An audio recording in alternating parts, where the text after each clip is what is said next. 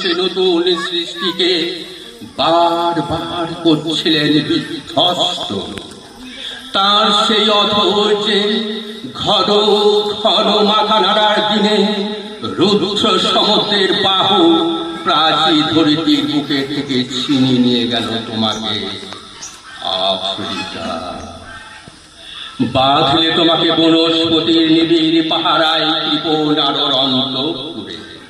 সেখানে নির্ভীত অবকাশে তুমি সংগ্রহ করছিলে দুর্গমের রহস্য, চিনছিলে জল স্থল আকাশের দুর্বোধ সংকেত।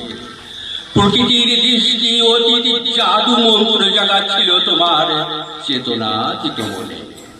বিদ্রুপ করছিলে ভীষণকে বিরূপে ছদ্মবেশে, শঙ্কাকে চাচ্ছিলে হার মানাতে। আপনাকে উগ্র করে বিভীষিকার প্রচন্ড মহিমায় তাণ্ডবের গন্ধুবিনী নাদে। হায় ছায়াবৃতা, কালো ঘুমটার নিচে অপরিচিত ছিল তোমার মানব রূপ।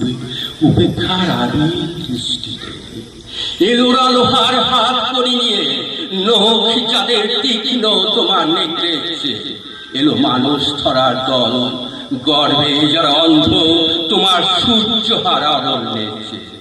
সভ্যের পর পল্লব নগ্ন করল আপন নির্লজ্জ অমানসতা। তোমার ভাষাহীন ক্রন্দনে বাষ্পাকুল অরণ্য পথে পঙ্কিল হলো তুলি তোমার রক্তে অশ্রুতে মিশে। দস্যু পায়ের কাঁটা মারা জুতোর তলায় বিবশ কাদার পিণ্ড চির চিহ্ন দিয়ে গেল তোমার অপমানিত ইতিহাসে। সমুদ্র পাড়ে সেই মুহূর্তে তাদের পাড়ায় পাড়ায় মন্দিরে বাজছিল পূজার ঘণ্টা। সকালে সন্ধ্যায় দয়াময় দেবতার নামে শিশুরা খেলছিল মায়ের কোলে। কবির সঙ্গীতে বেজে উঠছিল সুন্দরের আরাধনা। আজ যখন পশ্চিম দিগন্তে প্রদোষকাল ঝঞ্ঝা বাতাসে রুদ্ধশ্বাস, যখন গুপ্ত গহ্বর থেকে পশুরা বেরিয়ে এলো, অশুভ ধ্বনিতে ঘোষণা করল দিনের অন্তিম কাল।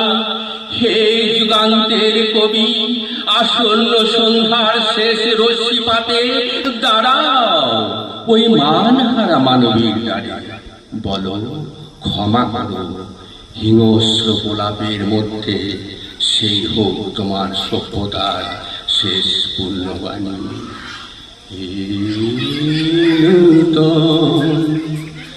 দেখা দিহার মান জন্মের প্রথম শুভক্ষণ।